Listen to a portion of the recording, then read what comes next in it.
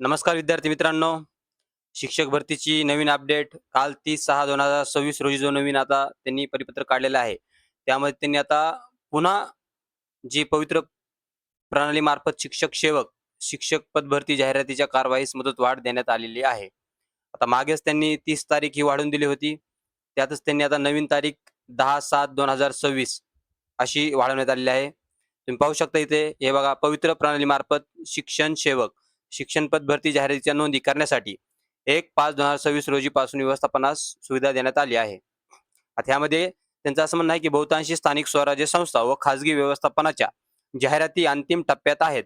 म्हणजे पवित्र पोर्टलवरची बऱ्याच जागा आता अपडेट होत आहेत. अजून जेवढ्या जागा पाहिजे आहेत तेवढ्या अपडेट झालेल्या नाहीत. व्यवस्थापनास जाहिरात देण्यास काही कालावधी आवश्यक असल्याने पवित्र पोर्टलवर जाहिरात प्रसिद्ध करण्यासाठी 10/7/2026 अखेर मुदतवाढ देण्यात येत आहे. आता 10/7/2026 पर्यंत त्यांना मुदतवाढ देण्यात आली आहे. आता यामध्ये याच्या आधी ही मुदतवाढ देण्यात आली होती.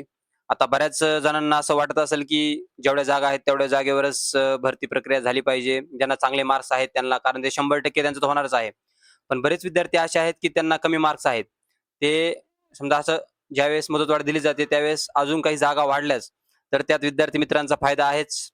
तर लवकरच प्रोसेस व्हावी.